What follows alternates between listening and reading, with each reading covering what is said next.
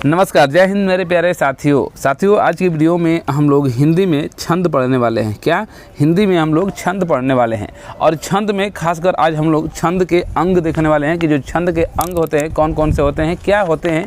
और छंद के अंग में एक शब्द आता है गण। क्या गण? तो गण में बहुत सारे विद्यार्थी हमेशा डाउट में बने रहते हैं कि सर हम नहीं पहचान पाते हैं कि कोई अगर शब्द दे दिया रहता है तो उसमें कौन सा गण होगा। तो आज हम एक ट्रिक के माध्यम से बताने वाला हूं कि टोटल आपके गणों की संख्या कितनी होती है और उसके बाद से किस तरीके से आप देखकर कोई भी शब्द को आप बता सकते हैं कि इसमें ये गण होने वाला है। ओके, उसके बाद से मान लीजिए छंद में कुछ अंग होते हैं छंद के, जैसे कि चरण या पद या पाद होता है, वर्ण या मात्रा होती है, संख्या या क्रम होता है, फिर गण होता है, यति या विराम होता है, तुक होता है, गति होता है। ये सब छंद के अंग है, तो इनको भी हम आज इस वीडियो में देखने वाले हैं। ओके, इसके बाद से आपके छंद के प्रणेता कौन है उसको भी हम देखेंगे। छंद जो शब्द है किस धातु से मिलकर बना हुआ है और छंद शब्द का प्रयोग सर्वप्रथम कहाँ पर किया गया था। ठीक है, और छंद के प्रकार भी हम लोग इस वीडियो में देखने वाले हैं। तो आइए बिना देर के हम लोग वीडियो को शुरू करते हैं। तो चूंकि हम लोग छंद पढ़ रहे हैं तो छंद का अगर शाब्दिक अर्थ पूछा जाएगा तो क्या बताएंगे आप? लय बता देंगे सीधा। अगर पूछा जाता है कि छंद का शाब्दिक अर्थ क्या होता है तो क्या बता देंगे कि लय होता है। क्या? लय होता है। ओके, चलिए छंद के अगर प्रकार के बारे में बात करें कि छंद का अगर प्रकार पूछा जाता है कि छंद के कितने प्रकार होते हैं तो आप फिर क्या बताएंगे कि छंद 3 प्रकार के होते हैं। कितने? 3 प्रकार के होते हैं। कौन कौन से? तो पहला आपका होता है वर्णिक छंद, दूसरा होता है आपका मात्रिक छंद और तीसरा होता है मुक्तक छंद। यही आपके छंद के प्रकार होते हैं। ओके, एक एक करके हम लोग विस्तार से पढ़ेंगे, लेकिन उससे पहले थोड़ा सा इसकी डिफिनीशन देख लेते हैं कि छंद की डिफिनीशन यानी कि परिभाषा क्या होती है। ठीक है, तो छंद की अगर हम परिभाषा के बारे में बात करें तो जिस रचना में मात्राओं तथा वर्णों की जिस रचना में मात्राओं तथा वर्णों की विशेष व्यवस्था तथा संगीतात्मक लय और गति की योजना रहती है उसे हम क्या कहते हैं? छंद कहते हैं। यानी कि कोई अगर रचना दी गई होगी तो उसमें मात्रा या वर्णों की विशेष व्यवस्था होगी। ठीक है, और तथा संगीतात्मक लय भी होगा और उसी में गति की योजना भी रहेगी, उसी को हम क्या कहेंगे? छंद कहेंगे। ओके, चलिए छंद शब्द का सर्वप्रथम अगर उल्लेख देखा जाए तो कहाँ पर मिलता है? ऋग्वेद में मिलता है। यानी कि छंद शब्द का प्रयोग, ठीक है, सर्वप्रथम उसका उल्लेख कहाँ पर मिलता है? ऋग्वेद में मिलता है। तो अगर क्वेश्चन पूछा जाता है कि सर्वप्रथम छंद शब्द का उल्लेख कहाँ पर देखने को मिलता है तो क्या बता देंगे? ऋग्वेद में मिलता है। ओके, जो छंद शब्द है ये किस धातु से मिलकर बना है तो अब क्या बताएंगे? छ और द हलंत लग जाएगा, यानी कि छद धातु से मिलकर बना होता है, जिसका अर्थ क्या होता है? आह्लादित करना। क्या? आह्लादित करना। छद जो धातु से मिलकर बना होता है इसका अर्थ क्या होता है? तब बताएंगे कि आह्लादित करना। ओके, चलिए नेक्स्ट देख लेते हैं इसमें छंद के प्रकार। तो छंद के प्रकार चूंकि हमने ऊपर बता दिया कि 3 प्रकार के होते हैं। कौन कौन से? तो पहला आपका वर्णिक छंद, दूसरा है मात्रिक छंद और तीसरा है आपका मुक्तक छंद। ओके, आगे देखते हैं नेक्स्ट। यहाँ पर देखिए जो यहाँ पर स्टार लगा हुआ है ये समझिए कि वेरी वेरी इंपॉर्टेंट है। ये आपसे डायरेक्ट ऑनलाइनर के तौर पर डायरेक्ट आपसे क्वेश्चन पूछ लिया जाता है यहाँ से, इसलिए इसको आपको ध्यान देना बेहद ही जरूरी है। जैसे यहाँ पर देखिए छंद जो शास्त्र की सबसे जो छंद शब्द है वो शास्त्र की सबसे प्राचीनतम पुस्तक जो कि 2000 ईसा पूर्व के लगभग जो पिंगल मुनि द्वारा रचित पिंगल छंद सूत्रम है। यानी कि जो छंद शास्त्र की जो सबसे प्राचीनतम पुस्तक है कौन सी है?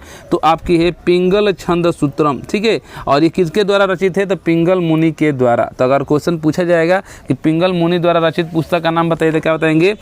पिंगल छंद सूत्रम बता देंगे। ओके, चलिए छंद का जो दूसरा नाम होता है क्या होता है तब क्या बताएंगे? पिंगल बता देंगे। ये डायरेक्ट क्वेश्चन पूछा गया है कि छंद का दूसरा नाम क्या है तो आप क्या बता देंगे? पिंगल बताएंगे। ओके, नेक्स्ट देख लेते हैं जो छंद शास्त्र के आदि प्रणेता, यानी कि छंद शास्त्र के आदि प्रणेता कौन है? तो पिंगल मुनि है। कौन? पिंगल मुनि ही है, और इनकी पुस्तक अभी हम बताए हैं कौन सी है? पिंगल छंद सूत्रम। ओके, तो क्या क्या सीखे आपने? छंद का दूसरा नाम सीख लिया कि पिंगल होता है, और छंद शास्त्र के आदि जो प्रणेता हैं इनके, ठीक है, वो कौन है? पिंगल मुनि है। ओके, चलिए आगे देख लेते हैं कि अल्प विराम का प्रयोग सर्वाधिक कहाँ पर देखने को मिलता है? तो छंदों में, यानी कि छंद में सबसे ज़्यादा अल्प विराम का प्रयोग मिलता है देखने को। ये चीज़ समझ में आ गया ना? चलिए नेक्स्ट हम लोग देख लेते हैं छंद के संगठक, ठीक है, या तत्व। तो छंद के संगठक तत्व तो देख लेते हैं कि कौन कौन से होते हैं जो हमने वहाँ पर बताया, या अंग जो आप जिसको कहते हैं वही हैं। तो पहला होता है आपका चरण, या उसी को हम पाद कहते हैं। क्या? चरण या तो पाद। तो देख लेते हैं चरण या पाद क्या कहलाता है। तो छंद कुछ पंक्तियों का समूह होता है। ध्यान दीजिएगा, जो छंद है वो कुछ पंक्तियों का समूह होता है और प्रत्येक पंक्ति में समान वर्ण या मात्राएं होती है। क्या? प्रत्येक पंक्ति में समान वर्ण या मात्राएं होती है। इन्हीं पंक्तियों को क्या कहते हैं? चरण या पाद कहते हैं। बात समझ में आ गया ना? यानी कि छंद में कुछ पंक्तियां होंगी, कुछ पंक्तियों का समूह होगा, उसमें प्रत्येक पंक्ति में क्या होगा? समान वर्ण होगा, ठीक है, या मात्राएं होती हैं समान। तो इन्हीं पंक्तियों को क्या कहेंगे? चरण या पाद कहेंगे। ओके, अभी चलकर नेक्स्ट अभी हम जब बताएंगे एग्जाम्पल जब बताएंगे तो वहाँ पर समझा देंगे कि आपको इसमें कौन सा चरण है, कौन सा पाद है, ठीक है, कौन सा वर्ण है, सब कुछ वहाँ पर आप लोग जान जाएंगे। चलिए अभी इसका हम लोग डिफिनेशन देख लेते हैं। वर्ण के बारे में बात करें कि वर्ण क्या होती है, तो ध्वनि की जो मूल इकाई होती है, चूँकि हम लोग वर्णमाला पढ़ चुके हैं तो वर्णमाला में बताए थे हम कि ध्वनि की जो मूल इकाई होती है उसी को हम क्या कहते हैं? वर्ण कहते हैं। किसको? ध्वनि की मूल इकाई को, यानी कि लिखित इकाई को भी कह सकते हैं, उन्हीं को क्या कहते हैं? वर्ण कहते हैं। और छंद शास्त्र में वर्ण जो है 2 प्रकार के होते हैं। क्या? छंद शास्त्र में वर्ण जो है कितने प्रकार के? 2 प्रकार के होते हैं। ध्यान दीजिएगा, कौन कौन से? तो पहला है आपका लघु और दूसरा है आपका गुरु। तो लघु में कौन कौन सा आता है? तो बताएंगे कि अ आता है, छोटी ई छोटा ऊ, और री आएगा एवं चंद बिंदु वाले वर्ण, यानी कि ये चांद बिंदु वाले ये वर्ण, ये किस में आएंगे? ये सब लघु में आएंगे। क्या? सब लघु में आएंगे। ओके, ध्यान दीजिएगा, वेरी वेरी इंपॉर्टेंट है। यही अगर आप सीख गए तो फिर आप छंद में किसी को कोई दिक्कतें नहीं होने वाली है। वहीं अगर गुरु की बात करें तो गुरु में क्या कहेगा? तो आ आएगा, बड़ी ई, बड़ा ऊ, ए, आए, ओ, औ एवं अनुस्वार, ठीक है, अनुस्वार भी आएगा। यानी कि अनुस्वार मतलब क्या है? जो ऊपर ये वाला जो बिंदी रहती है अनुसार, ये ऊपर, ठीक है, ये चांद बिंदी है लेकिन ये केवल बिंदी रहेगा अनुसार, ये इसमें किसमें? गुरु में आएगा। और तथा संयुक्त वर्ण, संयुक्त वर्ण में कौन सा? छत्र ज्ञास र, ये आता है संयुक्त वर्ण में। और विसर्ग युक्त वर्ण ये किस में आ जाएगा? ये सब गुरु में आएगा।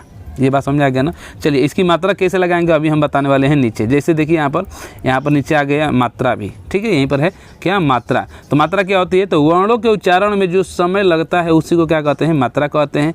और इसमें लघु जो वर्ण होता है, लघु वर्ण के लिए 1 मात्रा लगाई जाती है और 1 मात्रा के लिए आपकी जो ये आपका खड़ी पाई है इसको लगाया जाता है। और गुरु वर्ण, ठीक है, गुरु मतलब कि 2 मात्रा, गुरु वर्ण में क्या लगाएंगे? 2 मात्रा, और 2 मात्रा मतलब क्या? इस तरीके से लगा देंगे। ये स्टाइल को बनाएंगे तो ये 2 की, ये संख्या 2 को निर्धारित करता है। ये 1 को करेगा, लघु 1 को दर्शाएगा और गुरु वर्ण किसको? 2 को दर्शाएगा। लेकिन लगाने का तरीका क्या है? तो इसको पूर्ण विराम की तरह लगाएंगे और गुरु वर्ण को क्या? एस की तरह लगा देंगे। बात समझ में आ गया ना? चलिए, और लघु वर्ण क्या होता है, गुरु वर्ण क्या होता है, यहाँ पर हम बता दिए कि यही आपके लघु है। लघु में आपके कौन कौन आएगा? अ, ई, छोटा ऊ, री और चांद बिंदु वाले वर्ण। बाकी इनको छोड़कर जितने भी आएंगे सब किस में आ जाएंगे? गुरु में आ जाएंगे। ओके, चलिए देख लेते हैं आगे क्रम। क्रम क्या होता है? तो वर्ण या मात्रा की व्यवस्था को क्या कहेंगे? क्रम कहेंगे। ये तो सबको पता है। अब यहाँ पर यति देख लेते हैं कि यति क्या होता है। यति, तो यति के बारे में बात करें तो छंदों को पढ़ते समय बीच बीच में कुछ रुकना पड़ता है। देखे होंगे ना? अगर मान लीजिए कि चौपाई आप अगर पढ़ रहे हैं कि जय हनुमान ज्ञान गुण सागर, जय कपीस तिहु लोक उजागर, राम दूत अतुलित बल धामा, अंजन पुत्र पवन सुत नामा, तो कहीं ना कहीं आप तो रुकते होंगे ना। तो वहीं कह रहा है कि छंदों को पढ़ते समय बीच बीच में कुछ रुकना पड़ता है, उन्हीं हम क्या कहते हैं? विराम स्थलों को क्या कहते हैं? यति कहते हैं। ओके, सामान्यतः छंद के 4 चरण होते हैं। क्या? सामान्यतः छंद के कितने चरण? 4 चरण होते हैं और प्रत्येक चरण के अंत में क्या होती है? यति होती है। बात समझ आ गया ना? जैसे हमने अभी पढ़ा तो वहाँ पर जो प्रत्येक जो चरण के जो अंत में क्या होती है? यति, यानी कि रुकाव जहाँ पर होगा वहीं पर क्या हो जाएगी? यति होगी। ओके, चलिए नेक्स्ट हम लोग देख लेते हैं यहाँ पर गति क्या होती है। तो गति को भी समझ लेते हैं। तो गति का अर्थ होता है लय। क्या? गति का अर्थ क्या होता है? लय, लय होता है। यानी कि छंदों को पढ़ते समय मात्राओं के लघु अथवा दीर्घ होने के कारण जो विशेष स्वर लहरी उत्पन्न होती है उन्हीं को हम क्या कहेंगे? गति कहेंगे। ओके, ये चीज़ समझ में आ गया ना? यानी कि गति का अर्थ क्या हो गया? लय हो गया। छंदों को जब आप पढ़ेंगे तो पढ़ते समय मात्राओं के यानी कि लघु और दीर्घ, यानी कि जो भी हमने ऊपर बताया है लघु और दीर्घ, तो लघु और दीर्घ होने के कारण जो विशेष स्वर लहरी उत्पन्न होती है उसी को हम क्या कहेंगे? गति कहेंगे। ओके, क्योंकि जब स्वर आता है जब आपका लघु आएगा तो वहाँ पर कुछ आपका जो लय है कुछ अलग ही रहेगा, दीर्घ आएगा तो वहाँ पर उसका कुछ अलग ही रहेगा। क्या चीज़? लय रहेगा। तो इसीलिए उसको क्या कहा गया है? गति कहा गया है। अगर हम तुक की बारे में बात करें कि तुक क्या होता है, तो छंद के प्रत्येक चरण के अंत में स्वर व्यंजन की समानता को ही क्या कहते हैं? तुक कहते हैं। यानी कि छंद के प्रत्येक चरण के अंत में क्या क्या होगा, स्वर व्यंजन की समानता होगी, उसी को हम क्या कहेंगे, तुक कहेंगे। ओके, चलिए अब यहाँ से आपका है नेक्स्ट आपका है गण। क्या गण, तो गण क्या होता है, तो 3 वर्णों के समूह को, ध्यान दीजिएगा सबसे वेरी वेरी इंपॉर्टेंट है ये वाला, 3 वर्णों के समूह को ही क्या कहते हैं, गण कहते हैं। यानी कि हाँ कम से कम 3 गण होना चाहिए और अधिक से अधिक भी, यानी कि 3 जब वर्ण रहेंगे तभी जाके आपका एक गण बनेगा। ओके, तो आप क्या समझे यहाँ से कि 3 वर्णों के समूह को गण कहते हैं और इनकी संख्या पूछी जाती है कि गणों की संख्या कितनी होती है, तब क्या बताएंगे, 8 बताएंगे। यानी कि टोटल गणों की संख्या कितनी होती है, 8 होती है। ओके, चलिए अब इसके लिए जो हम बता रहे थे कि आपको एक मैं ट्रिक बताने वाला हूँ, वो ट्रिक क्या है तो इसी को समझ लीजिएगा। इस ट्रिक को 1-2 बार लिख कर आप लोग याद कर लीजिएगा। इसी ट्रिक के माध्यम से 8 जो आपके जो गण होते हैं आप आसानी से इनको पहचान जाएंगे। जैसे सूत्र क्या है, इसका ट्रिक क्या है, य माता रजभान सलगा, इसी को आपको याद कर लेना है। क्या, य माता रजभान सलगा, इसको याद कर लेंगे तो फिर आपको कोई दिक्कत नहीं होगी। देखिए य से क्या होगा, यगण होगा, म से क्या होगा, मगण होगा, त से क्या होगा, तगण होगा, र से क्या होगा, रगड़ होगा, ज से जगड़ होगा, भ से भगड़ होगा, न से नगड़ होगा और स से क्या होगा, सगड़ होगा। यही आपके 8 गण होते हैं। कौन, यगड़, मगड़, तगड़, रगड़, जगड़, भगड़, नगड़ और सगड़। यही आपके 8 आपके क्या होते हैं, गण होते हैं। तो आपको क्या याद करना है, आपको इसी सूत्र को याद कर लेना है, या माता रजभान सलगा। मात्रा के विषय ध्यान दीजिएगा, य माता रजभान सलगा, मात्रा जरूर ध्यान दीजिएगा। इसको याद कर लेंगे तो 8 आप यहाँ से गण आप याद कर लेंगे। चलिए इसको मैं यहाँ पर दिखाता हूँ कैसे। जैसे यहाँ पर देखिए, यहाँ पर एक चार्ट बनाया गया है जिसमें गण लिखा गया है, वह उसका चिन्ह लिखा गया है। ठीक है, प्रभाव यहाँ पर प्रभाव बता दिया गया है, लेकिन प्रभाव पूछा नहीं जाता है। ठीक है, हाँ उदाहरण आपको ध्यान देना है और गण का नाम जैसे आप समझिए, इसी के माध्यम से हम सूत्र के माध्यम से ही बता रहे हैं। जैसे य माता रजभान सलगा लेना है तो सबसे पहला गण हमने क्या बताया गण की परिभाषा में कि 3 वर्णों के मेल को ही क्या कहेंगे, गण। यानी कि गण तभी होगा जब 3 वर्ण वहाँ पर रहेंगे, बिना 3 वर्णों का आपका गणों की संख्या नहीं हो सकती, यानी गण नहीं हो सकता है। ओके, तो देखिए 3 करने के लिए क्या करेंगे, जो यहाँ पर ये सूत्र दिया गया है इसी में से आपको 3-3 का समूह बनाना है। शुरुआती में 3 का लेंगे, देखिए यहाँ से 3 लेंगे तो य माता तक ले लेंगे यहाँ पर। तो देखिए यहाँ पर लिखा गया है य माता, लिखा गया है कि नहीं, बात समझिएगा। तो ये आपका पहला हो गया। उसके बाद से इसी में य को अब यहाँ से छोड़ देंगे, यहाँ से य को छोड़ देंगे, यहाँ से फिर उसी से एक एक छोड़कर आगे करते जाएंगे। तो अब यहाँ से लेंगे माता रा, तो देखिए यहाँ से माता रा, फिर यहाँ से म को छोड़ेंगे ताराज, तो यहाँ से देखिए ताराज, फिर यहाँ पर तो को छोड़ देंगे राजभा, तो देखिए यहाँ से आपका क्या हो गया, राजभा हो गया। बस समझ आ गया ना। तो यहाँ से 4 बता देते हैं, 4 अभी नीचे उसको बताएंगे। तो इसको समझिएगा कैसे। अब यहाँ से आपने लिख लिया य माता, तो य माता में क्या है, तो आपको यहाँ पर चिन्ह इसका लगाना है। तो चिन्ह अभी हमने ऊपर बताया था, ठीक है, कि किस तरीके से लघु और गुरु में, लघु के लिए अब हम बताए थे कि 1 और गुरु के लिए 2 लगाया जाता है। तो सिंबल क्या होता है लगाने का, तो लघु के लिए 1 यानी कि पूर्ण विराम की तरह और यस की तरह क्या होता है, आपका गुरु की तरह। तो देखिए यहाँ से लघु में आपका अ, छोटी ई, छोटा ऊ, री और चांद बिंदु वाला आता है। तो यहाँ से देखिए य पर क्या होगा, 1 मात्रा, इसलिए यहाँ पर 1 लग गया। माँ में आ के है तो आ के लिए 2 मात्रा और ता में आपका 2 है, यानी कि गुरु है तो इसलिए भी 2, यानी कि फर्स्ट एस। ये इसका मतलब क्या समझिए, यानी कि य पर समझिएगा। यहाँ पर देखिए मैं बता दे रहा हूँ, चलिए काट ही देते हैं। हाँ अब समझिए, यहाँ से आपको मैं समझा रहा हूँ। देखिए यहाँ पर लिखा गया य माता, ये लिखा गया है ना। तो य में क्या है, अ है, तो अ के लिए क्या, एक ही लगेगा ना, लघु है। या अ क्या है, लघु है, तो लघु के लिए 1 ही मात्रा लगेगी। माँ में आ है तो आ के लिए क्या, गुरु, और ता भी आपका क्या है, आ है, यहाँ पर भी गुरु के लिए 2, तो इसलिए आपका ये वाला लग जाएगा। तो यहाँ पर लिखिए या माता के लिए क्या लिखा गया है, ये वाला चिन्ह आपका लिखा गया है। ओके, इसका प्रभाव क्या होता है, तो ये शुभ होता है। ओके, उदाहरण क्या है, जैसे कि आपका शब्द दे दिया रहेगा, यही मैंने समझना है। जैसे मान लीजिए दे दिया गया बहाना, यहाँ पर एक उदाहरण समझाया गया है। जैसे पेपर में आ गया कि बहाना, और पूछा जाएगा कि बहाना में कौन सा गण है, गण का नाम बताइए, और 4 गण दे देगा। कौन कौन से, यगण, मगड़, तगड़, रगड़, ये 4 दे देगा, आपको समझना है। तो यदि आप इस सूत्र को जानते रहेंगे, य माता रजभान सलगा, तो फिर आप बता लेंगे। कैसे बताएंगे, आप यहाँ पर मात्रा लगाइए, देखिए चिन्ह लगाएंगे। तो ब में क्या है, ब में ये आपका लघु है तो 1 मात्रा लगेगी, और हा में क्या है, आपका गुरु है तो यहाँ पर 2, और ना में भी क्या है, आपका गुरु है तो 2, तो 1 यहाँ पर ये वाला लग जाएगा इस तरीके से ना। तो ये वाला कौन सा किस में आता है, तो बताएंगे पहला ही में तो आता है, ये वाला चिन्ह पहला ही में आता है, यानी कि पहला य से शुरू होता है, यानी कि क्या हो जाएगा, या इस पर भी आप लिख कर देखेंगे। तो देखिए 1 हो गया, 2 हो गया, फिर 2, फिर 2, फिर 1, फिर 2 आपका, फिर 1, 1, 1, 2, क्या 2। तो अब इसमें से खोज लेंगे, देखिए 1 टू टू, तो 1 2 2 यहीं पर लिखा गया है, तो इसी से पकड़ लेंगे क्या होगा ये आपका यगण हो जाएगा। ये किसका उदाहरण है? यगण का है। आशा करते हैं कि आप समझ रहे होंगे। उसी तरीके से देखिए दूसरा आपका मातारा। मातारा क्या है? तो इसमें से अब इसको एक छोड़ दीजिए, अब आगे का 3 ले लीजिएगा, तो मातारा। तो मातारा हो गया, इसका चिन्ह क्या होगा? तो देखिए सब गुरु है, माँ पर भी आपका देखिए मातारा, तो ये भी गुरु है, तो डबल इस पर भी डबल, इस पर भी डबल, तो वहीं लिखाया गया है डबल डबल डबल लिखा गया ना, इसके लिए क्या हो गया? शुभ हो गया। इसमें उदाहरण क्या है? तो आज़ादी। आज़ादी अगर देकर एग्जाम्पल पूछता है कि इसमें से कौन सा गण होगा, तो तुरंत इस पर मात्रा लगेगा। आ में क्या है? डबल लगेगा। जा में क्या है? डबल। दी में क्या है? डबल। तो ट्रिपल आपका डबल डबल आ रहा है, तो किस में आता है? तो आप बताएंगे कि ये दूसरे वाला में आता है, मातारा में, यानी कि ये मगड़। आपका गण का नाम कौन सा हो जाएगा? मगड़ हो जाएगा। ओके, वहीं देखिए अब म को छोड़ देंगे, नेक्स्ट 3 लेंगे तो तराज हो जाएगा। तराज, तो तराज में भी ताराज, इसमें मात्रा लगाएंगे तो क्या होगा? डबल डबल सिंगल हो गया। तो ये वाला वही आपका यहाँ पर चिन्ह लिखा गया है, ठीक है। और इसके लिए ये अशुभ होता है, और प्रभाव इसको छोड़ दीजिएगा, ये पूछता नहीं है, यहाँ पर दे दिया गया है। और इसका उदाहरण क्या है? जैसे कि बाजार, जैसे कि क्या है? बाजार। बाजार, बाजार में देकर पूछेगा तो क्या करेंगे? तुरंत मात्रा लगाएंगे, डबल डबल सिंगल। ये तो लगाना सीख गए होंगे ना, नहीं सीखेंगे अभी आगे फिर भी बताएंगे अगर आप नहीं सीखे हैं तो, ठीक है। इतना समझिएगा कि गुरु के लिए डबल और लघु के लिए सिंगल। ओके, तो यहाँ पर SS1 आ गया। SS इसको कह सकते हैं, मतलब कि ये डबल डबल मात्रा है, और ये आपका 1 का है। तो ये किस में आता है? तो आप देखेंगे ये आपका आता है तराज में, तो मतलब क्या हो जाएगा? तगण हो जाएगा। उसी तरीके से राजभा है, नेक्स्ट ऊपर देख लेते हैं। यहाँ पर देखिए राजभा है, तो राजभा में क्या होगा? आपका लिखे हैं राजभा, तो यहाँ पर डबल सिंगल डबल, तो डबल सिंगल डबल ये, तो इसका जैसे एग्जांपल हो जाएगा निर्जा। क्या? जैसे यहाँ पर लिखा गया है निर्जा, निर्जा नीरजा, तो निर्जा में डबल सिंगल फिर डबल, ये आ जाता है। तो किस में जाएगा ये? तब बताएंगे कि ये चला जाएगा रगण में।